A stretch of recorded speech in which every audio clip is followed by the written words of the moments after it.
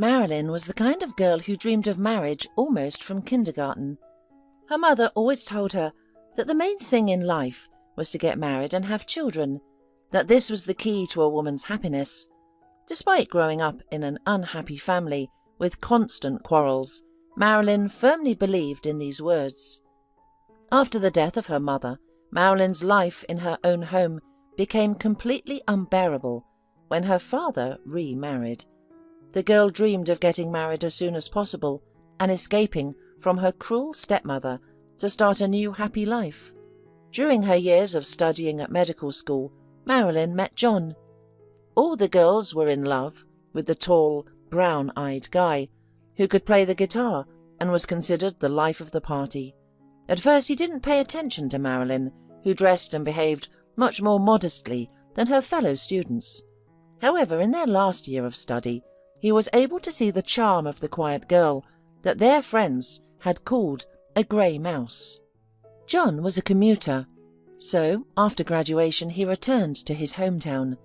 He did not work in his speciality, despite the dreams of his parents, and got a job at a construction site where the pay was higher and the responsibility was less. He and Marilyn began a stormy, long-distance romance. Marilyn visited John every weekend. She met his family and eagerly awaited a marriage proposal. However, John was in no hurry to propose.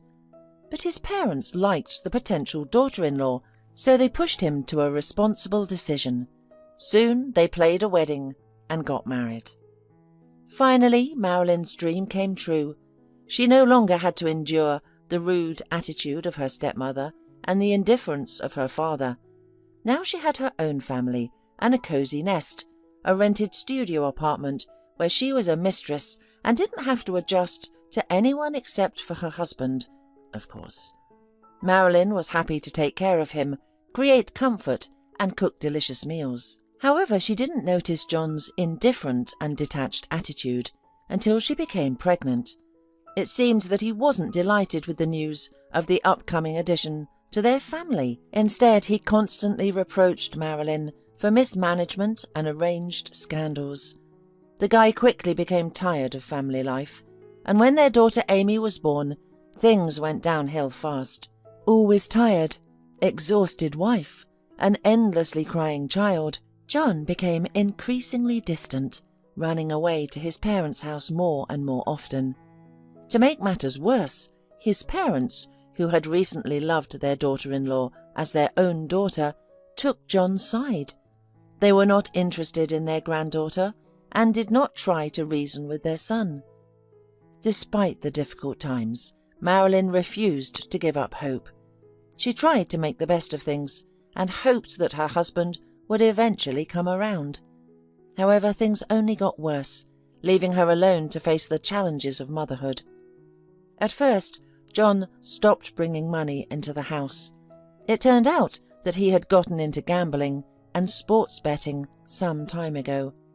At first he was lucky, but then he lost big. Not only did he lose his salary, but also his parents' pension, which he almost entirely gave away to repay his debt. It was then that John met a wealthy woman who was 20 years older than him. Caitlin was on the management team of the construction company where John worked. Her children had already grown up and lived separately, and she had divorced her husband several years ago. Caitlin had already missed out on romantic adventures, so when she noticed the young builder's flirtation, she thought, why not? That's how the two became romantically involved. Caitlin helped John pay off all his debts, gave him expensive gifts, and took him to expensive restaurants. The guy did not hide his relationship from his wife and was not ashamed of cheating at all. See how generous women can be? They don't even ask for anything, and on the contrary, they give, he reproached his young wife. Marilyn could not withstand such humiliation and filed for divorce. John did not object. He no longer lived with his wife and was not interested in his child. He did not even come to get his things. Why would he need those old cheap pants and t-shirts when his new lover now dressed him in expensive brand-name clothes? While John was enjoying a carefree life, his former family was barely making ends meet. His parents turned their backs on both Marilyn and their granddaughter. They did not provide any support and simply did not want to help a girl with a child, so she could go to work. And one child's allowance was not enough to live on, even in a rented apartment. The rent was paid a month in advance, but what to do next? Marilyn realized that she had no other choice but to return to her father's house, from which she had left with such joy and such hopes several years ago. That's okay, I'll return to my hometown and start my life with a clean paper. I now have someone to try for, Marilyn reasoned, packing her things. She tried to make herself believe that everything would be fine, that her father would be pleased to see his little granddaughter. However, it was still somehow disturbing. Unfortunately, the inner voice did not deceive the girl. When she arrived at her parents' house, she was not received very cordially. Seeing Marilyn with a baby in her arms on the doorstep, her father could not utter a word of surprise. Her stepmother immediately made a displeased grimace, and instead of saying hello, she asked, "How long will you stay with us?" Hearing that Marilyn had come home for good, the woman flushed with anger. She tried to keep her composure, but the whole spectrum of emotions was evident on her face. She nervously walked around the apartment, defiantly slamming doors and drawers, and her husband ran after her on tiptoe, trying to calm and soothe the situation. Marilyn, who was tired from the road, did not care much about her stepmother's feelings. She wanted to settle down, feed her little girl, and at least take a nap. But when she opened the door to her room, she saw only bare walls and mountains of construction materials. Her comfortable bed, large closet, fashionable desk, and cute pink curtains were all thrown out the room after her stepmother started the repairs and decided to start with Marilyn's room. Apparently, she wanted to erase all the memories of her stepdaughter and cut off her way home forever. Marilyn had to live in an empty room on an air mattress. It was out of the question to let her stepdaughter, with a baby, sleep on a soft bed in the bedroom, or at least in the living room. The stepmother, trying to show her displeasure, didn't even feed her stepdaughter.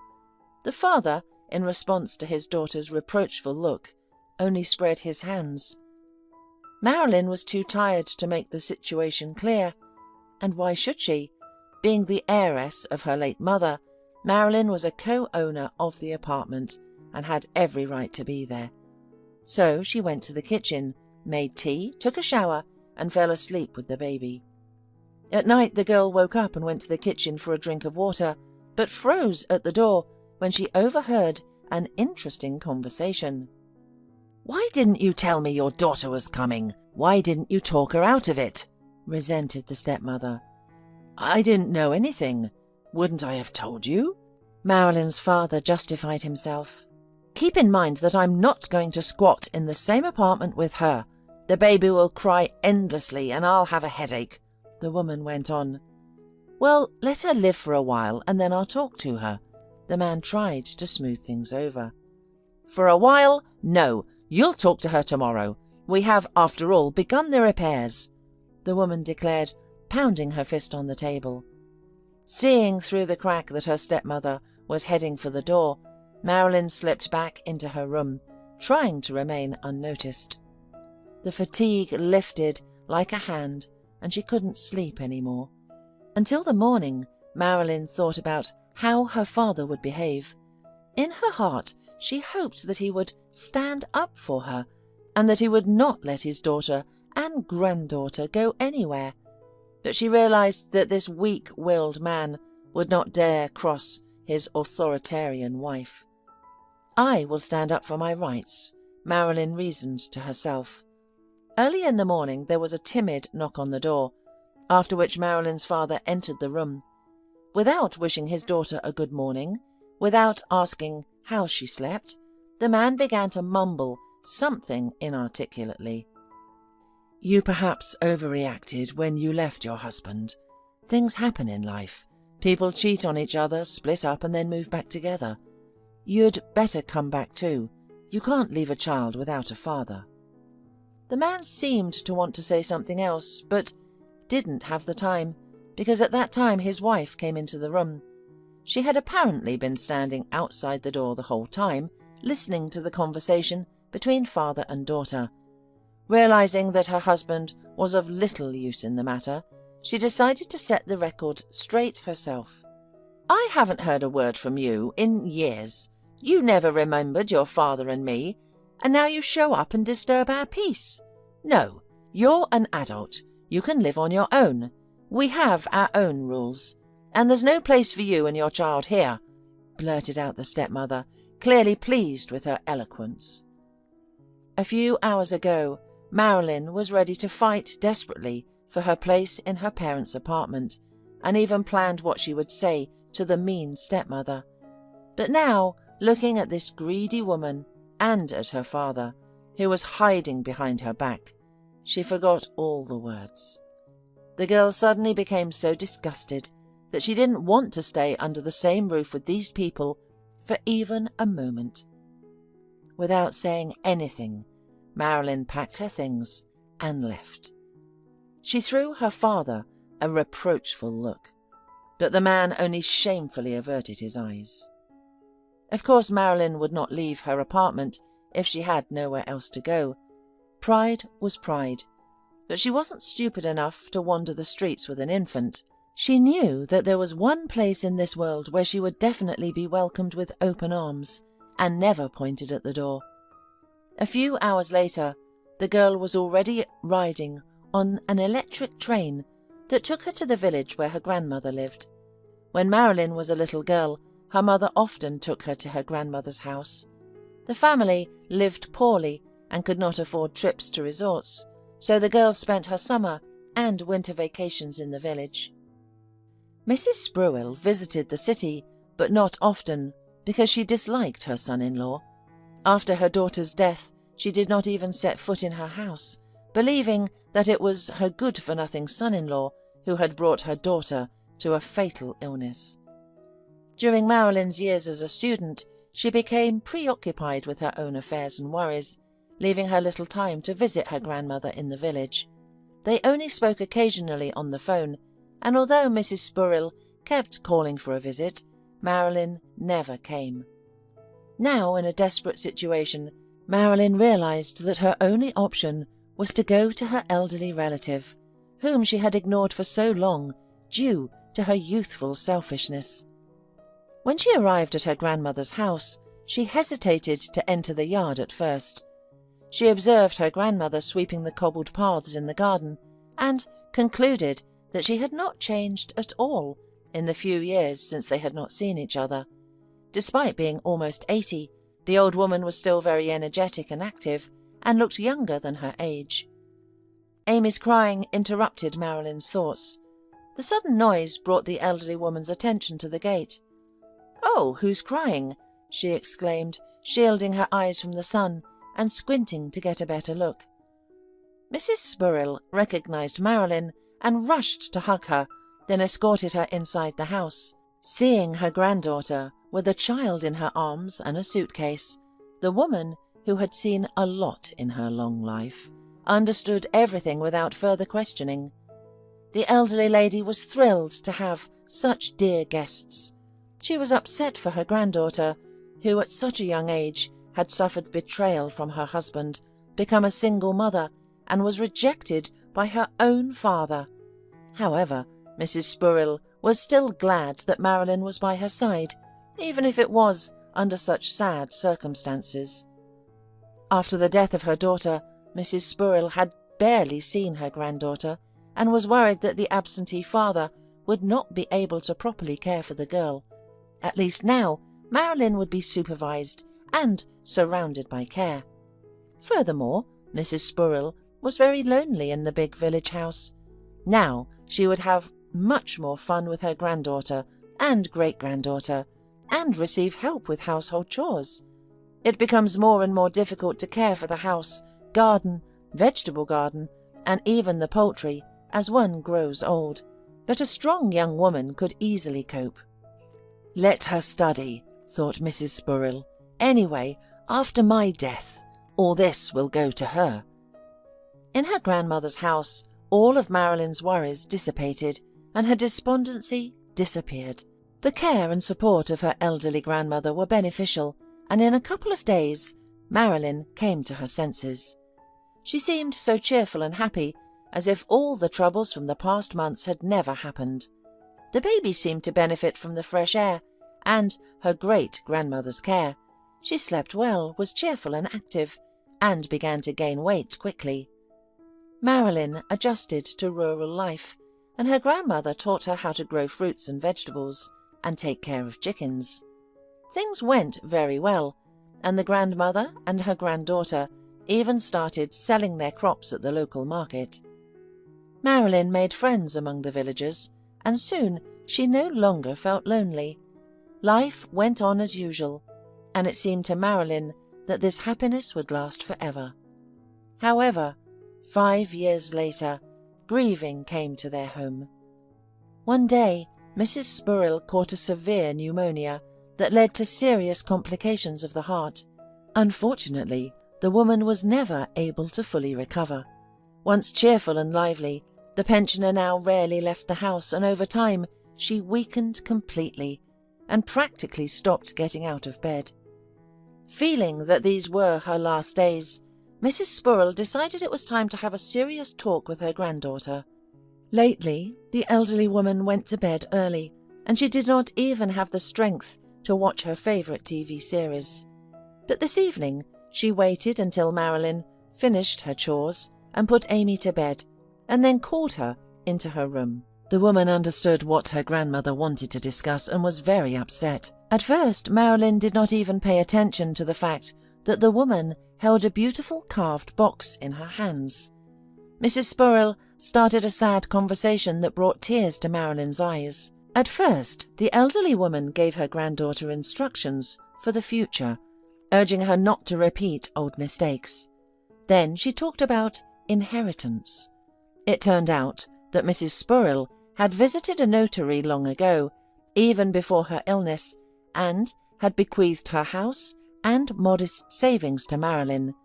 But the most precious thing was in the box that the elderly woman handed to her granddaughter with a trembling hand.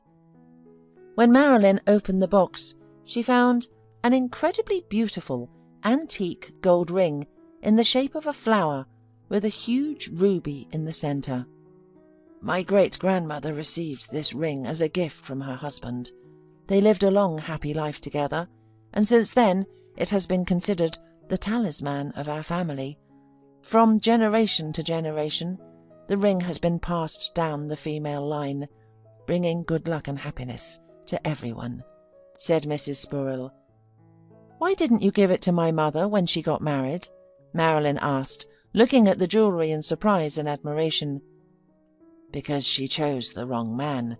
My foolish daughter wouldn't have been able to keep the ring from her foolish husband, and he would certainly have sold it," Mrs. Spurrell explained.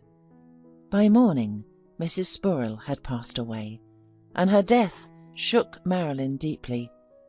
Despite the support of her neighbours and friends, she felt quite lonely. To avoid going crazy in an empty house, Marilyn decided to get a job. She had a medical degree, and the local paramedic had left for the city a few months ago. The specialists could not be lured to the village by any means, and the villagers were left without medical care and had to travel to the district centre. Thanks to Marilyn, the local medical office was up and running again, albeit only a few times a week. However, the salary of a rural paramedic was meagre, and it was difficult to live on it for two people with a daughter. So, Marilyn continued to look after her grandmother's garden and sell fruits, vegetables and eggs at the market. The income was modest, but it was enough for Marilyn and her daughter. One day, while on business in the city, Marilyn happened to be near a jewellery workshop.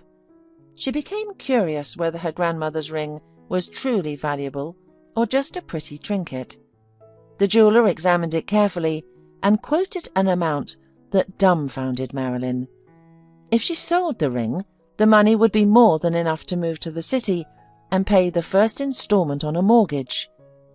And considering that the ring had truly historical value, a collector would pay a fortune for it.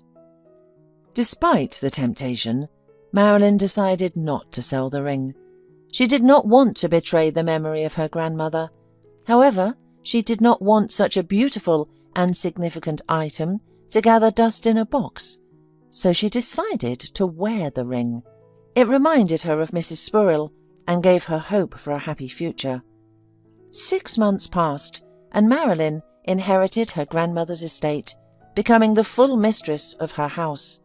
She worked at the nurse's station, and household chores helped her recover from her loss. Life seemed to be getting better slowly. However, one cool fall evening, an uninvited guest shattered Marilyn's peace. Someone knocked insistently on the door. As the only doctor in the village, people often came to her for help. Marilyn thought it was probably a sick neighbour, but she was in for a very unpleasant surprise. John stood on the doorstep, but Marilyn did not immediately recognise him. Her ex-husband had not changed for the better during their years of separation. He had become gaunt, grown a beer belly, and was bald. It was obvious from his face that he liked to drink, which was probably why John looked as if he was going to retire the next day. There was no shame or embarrassment in his gaze, as if there had been no betrayal. It was as if 5 years had not passed. Marilyn was frozen, at first from surprise, and then all her hidden anger and resentment boiled up in her soul. She wanted to slam the door in his face, but John pulled on the doorknob and addressed his ex-wife in a pleading tone. "We need to talk. I won't take much of your time." Feeling pity for him, Marilyn escorted him into the kitchen. She thought, it's a good thing Amy stayed the night at her girlfriend's and didn't have to see her unscrupulous father. But John did not even take an interest in his daughter. He did not ask how Marilyn lived after his departure or how she coped with difficulties. From the threshold, the man began to tell the sad story of his life. At first, the romance with his new lover, Caitlin, developed perfectly. John even thought of making a wealthy lady a proposal to establish a legalized involvement in her wealth. But this was clearly not part of Caitlin's plans. The businesswoman quickly tired of the young lover, who began to behave too intrusively. She realized that John's hypertrophied romanticism was not caused by deep feelings, but by banal greed. In addition, she had another man on the horizon, a grown-up, solid businessman. She decided to end this fleeting romance. John, of course, did not want to put up with the fact that the goldfish was slipping out of his hands, and began to literally pursue Caitlin. In response, she fired her ex-boyfriend and even filed a police report accusing him of harassment. Left at a broken trough, John returned to his parents' apartment and lived off their pensions, drinking and gambling again. He got into debt, forcing his parents to sell their summer house and an old car to pay for it. But this situation did not sober up the negligent son or make him take up his mind. John's mother decided that her son should be married so that some woman could control him. But who would want him like that, drunk and unemployed? That's when the woman remembered her former daughter-in-law. She must have a hard life alone with a child. She'll come right back to you if you just beckon her, John's mother told her son. John decided that his mother's reasoning was not unreasonable and went searching for his former wife. And soon he learned that Marilyn had most likely gone to her grandmother's village. "I'm thinking that it was in vain that we separated then. Well, as they say, in a couple it's always both to blame. Personally, I don't hold a grudge against you, and I think we can start again. And you've got a big house. We'll be comfortable," John reasoned. "Get out!" Marilyn shouted, getting up from the table and pointing her finger at the door. "I'll be off shortly, only if you don't relax too much, because I'll definitely come back again. Know that this topic is not closed," John said with a smirk, glancing at the ring, temptingly glittering on the finger that was still pointing at the door. At that moment, Marilyn was so angry and annoyed that she didn't notice John's eyes glittering at the sight of the ring. She shoved her husband to the back and slammed the door behind him, hoping his "I'll be back" was just an empty threat. But no matter how she tried to reassure herself, she was still very uneasy at heart. Her inner voice told her that since John had reappeared in her life, she should not expect anything good from him. 2 weeks passed. Throughout this time, Marilyn flinched at every knock on the door. Even when someone simply passed by the gate and the neighbour's vicious dog began barking, the girl's soul was filled with anxiety and apprehension. On this particular rainy day, Marilyn was especially uneasy. The village had been hit by a terrible downpour, with thunder and lightning, which seemed to intensify her worries. Suddenly there was a knock at the door. At first it was tentative, but then it became very insistent. It could have been any of the neighbours, but Marilyn was somehow sure that it was John and decided not to open the door. However, the uninvited guest did not leave and continued to knock harder and harder. The belligerent woman grabbed the vacuum cleaner stick and opened the door sharply, swinging her weapon threateningly. But upon seeing who was at the threshold, she shrieked and dropped it on the floor. On the doorstep stood a boy of about 7 years old, drenched and frightened. He was crying and mumbling something unrelated, asking for help. But Marilyn could not make out anything. She took the child into the house and asked him to speak again, clearly explaining what had happened to him. It turned out that the boy's name was Alan. He and his father were returning from a fishing trip and decided to take a shortcut by driving through the village when suddenly the man became ill. Fortunately, he was able to stop the car and avoid an accident. The child ran to the nearest house for help, which happened to be Marilyn's house. From the symptoms described by the boy, the woman realized that the man had an asthma attack and that the inhaler was not in its usual place in the glove compartment. Luckily, Marilyn had first aid supplies for all occasions in her first aid kit. She grabbed her suitcase and an umbrella and ran after the boy to the car, where the man was suffering from an attack of suffocation. Help arrived just in time. A couple more minutes and the man would not have been saved. In such a state and even in such heavy rain, it was impossible to drive and continue on the road, especially with a child. So Marilyn invited Alan and his father to spend the night at her place. It was not at all scary to let a stranger into the house, as for some reason he immediately inspired trust. A man with noble features and intelligent eyes could not turn out to be a crook. Hot tea and a delicious dinner quickly brought the man to his senses. Alan and Amy immediately found a common language. While the children played in the living room, the adults were talking. It turned out that the man's name was Daniel. He was raising his son himself, and his story was very similar to Marilyn's.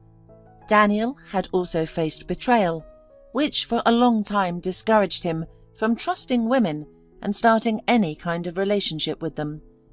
Daniel and his wife Karen had been in love since high school. They could not imagine life without each other, so after graduation they decided to enter the same college. Actually, Daniel dreamed of studying in another city at the university, but his beloved studied too poorly to enter the university. Therefore, the guy sacrificed his ambitions and stayed in his native city next to Karen. After finishing their studies, the young couple immediately got married. The money they earned was only enough to rent a tiny apartment on the outskirts of the city, but even that was enough for the newlyweds to be happy. Soon after, the couple had a son named Alan. It would seem that the happiness of the family should have increased, but it turned out to be the opposite.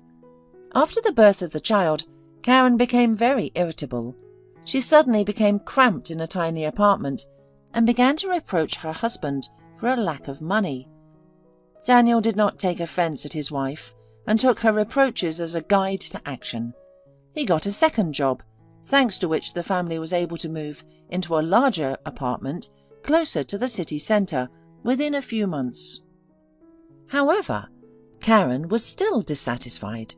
She constantly complained that she was tired of sitting at home and that her husband did not help at all with the child. Daniel was tormented by his conscience. He would be happy to spend more time with his son, but he worked from morning until night and came home only for a few hours to sleep and go to work again. So he asked his mother to visit Karen more often. During weekends, the mother-in-law would babysit her grandchild so that her daughter-in-law could go out and meet her friends. And one day, at her cousin's birthday party, Karen met a handsome and wealthy man who owned a beauty salon where the birthday girl worked as an administrator. Karen was smitten by his charm and gallantry, thinking that such men only existed in movies. To her delight, the man seemed to show interest in her too. Thus began a dizzying romance. Karen completely lost her head. Almost every day she called her mother-in-law for help, just to get out of the house and see her lover for a couple of hours. The man took her to expensive restaurants and gave her luxurious gifts. With each such gesture, Karen's love for her lover flared up all the stronger. And the naive Daniel did not suspect anything. Of course, his mother dropped some hints. She noticed Karen's frequent departures and the sudden appearance of expensive things. However, Daniel did not believe in his mother's speculations and even took offense. However, soon he had to face a harsh reality. One beautiful spring day, Daniel finished work early and hurried home with a bouquet of roses. On the way, he stopped at a store and bought Karen's favourite cake to please his wife. He practically ran home, looking forward to a pleasant family evening.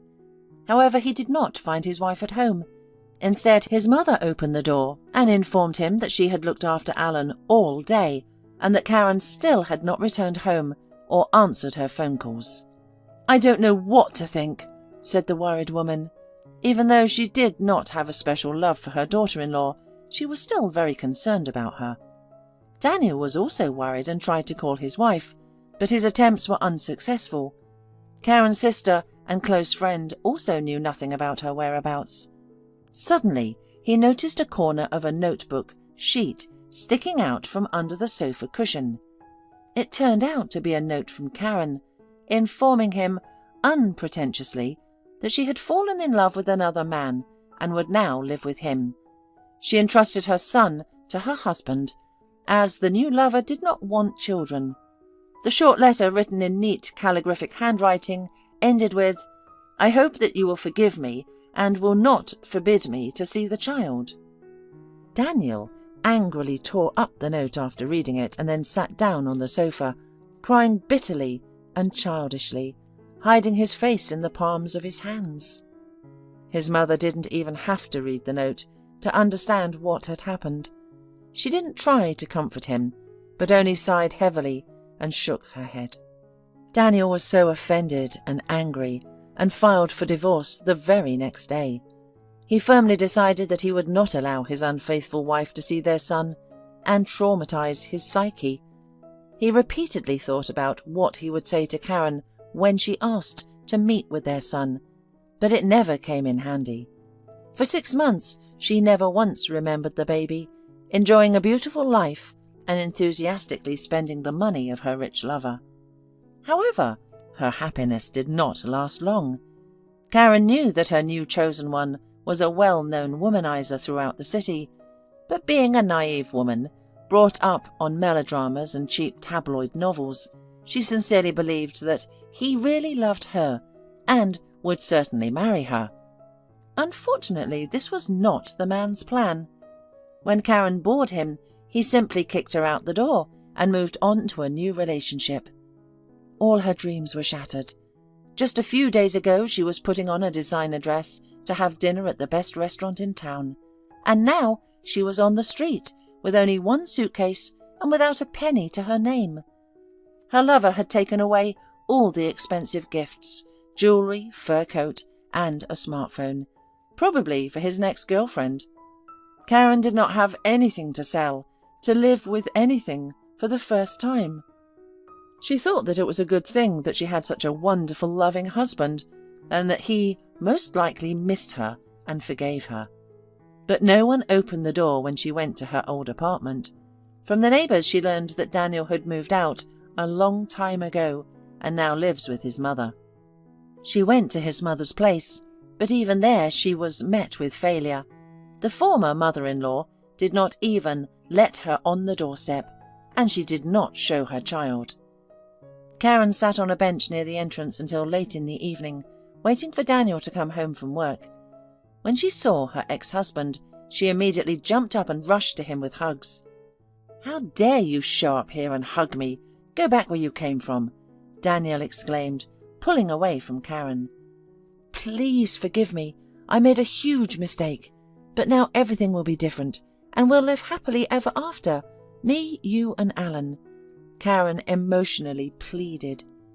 Whether it was from stress or whether Karen really did not understand what she had done, she was sincerely confident that her husband would forgive her and everything would be as before.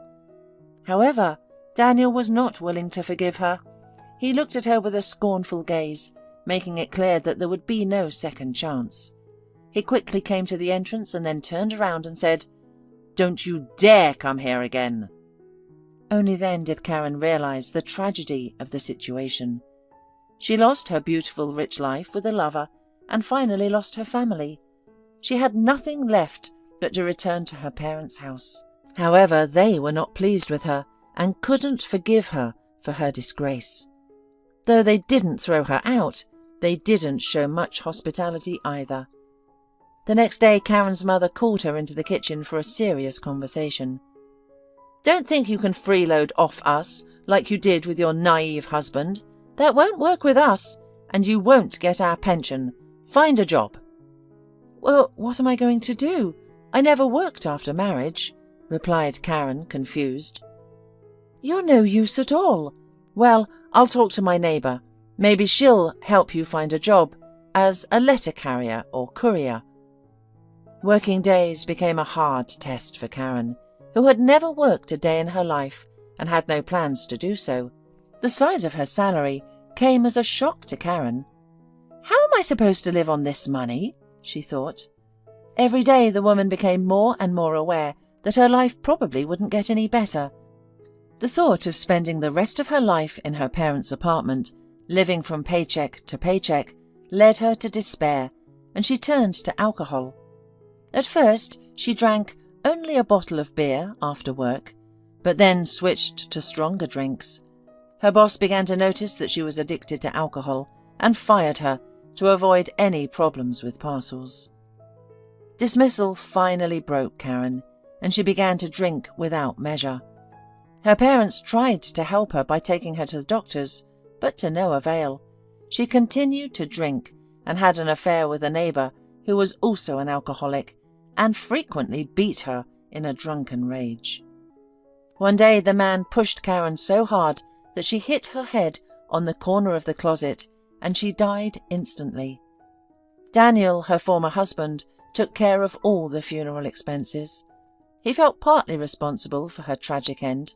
After all, if he had not driven her away so cruelly and categorically, perhaps she would have been able to pull herself together. But of course, a truly loving mother would have sought communication with her child, not drowned her worries in alcohol.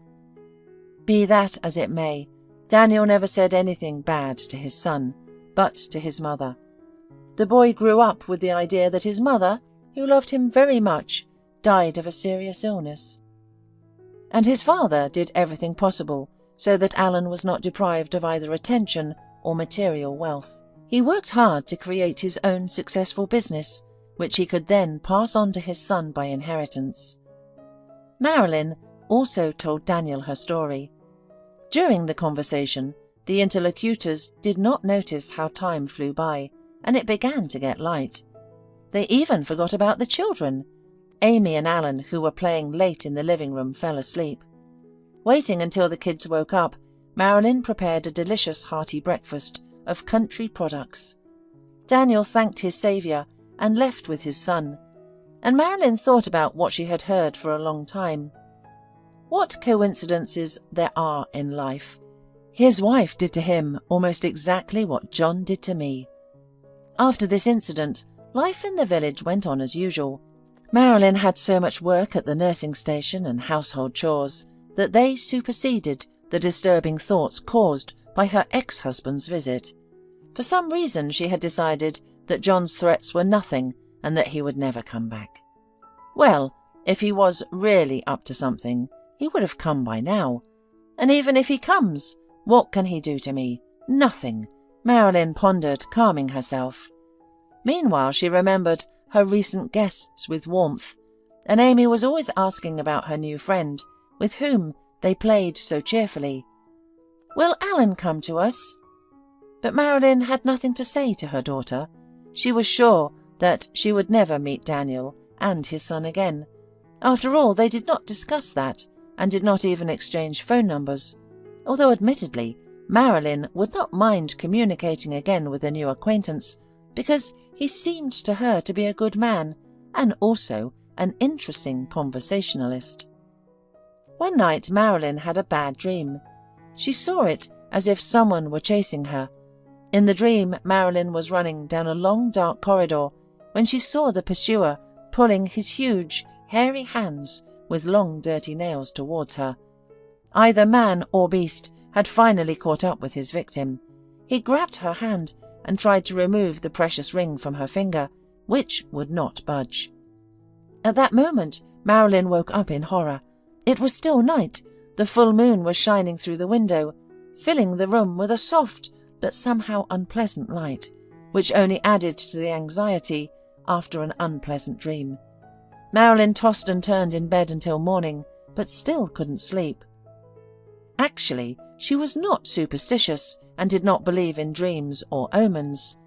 And she had had nightmares hundreds of times, but for some reason this particular one impressed her and disturbed her greatly. Every morning, getting out of bed, Marilyn put on her grandmother's ring, which she left in the drawer on the bedside table for the night. And this time her hand immediately reached for the ring. But when the girl put the jewellery on her finger, she suddenly remembered the nightmare again. Some strange bad feeling made Marilyn take off the ring. She suddenly thought that she was doing a very frivolous thing by walking around the village wearing such a piece of jewellery. "I'll hide it away." In the room stood her grandmother's large chest.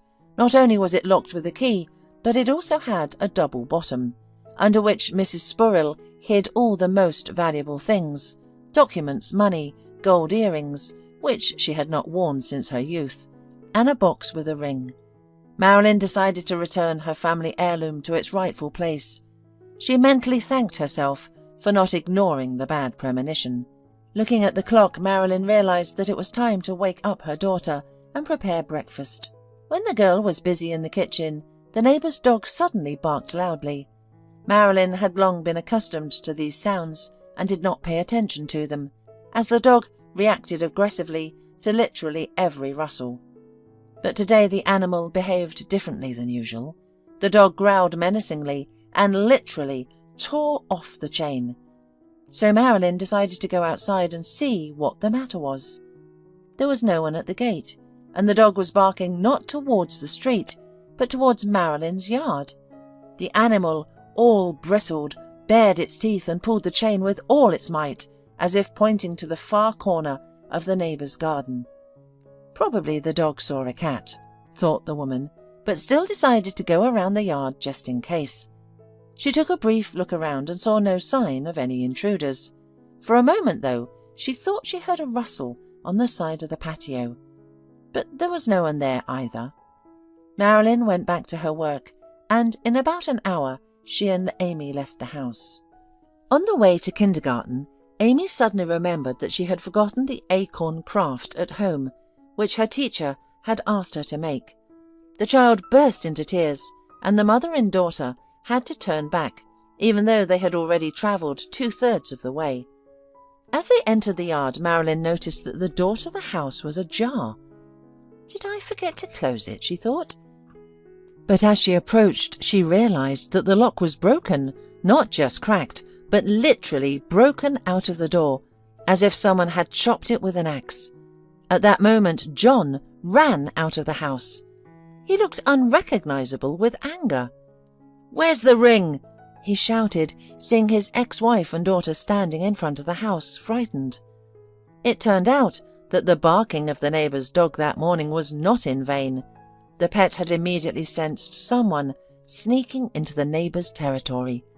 John had climbed over the fence from the backyard to remain unnoticed and had lurked behind the patio, waiting for a convenient moment to enter the house. When Marilyn had gone out into the yard at the sound of the barking dog, John had snuck into the cellar, which luckily for him had been open.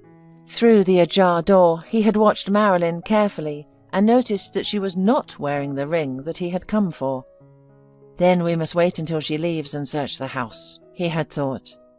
Finding the ring was vital to him.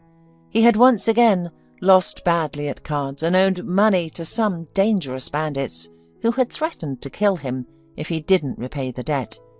But his parents couldn't help him. They had already sold everything they could, and the only thing left was the apartment. John had begged his mother and father to sell the apartment in the centre of the city and buy something smaller. "Why do you need this big apartment in your old age? Buy yourselves a one-bedroom and live happily. Is an apartment more valuable to you than your own son?" he had pleaded. But his parents had finally lost their patience. His father had kicked the wayward son out of the house and ordered him never to return.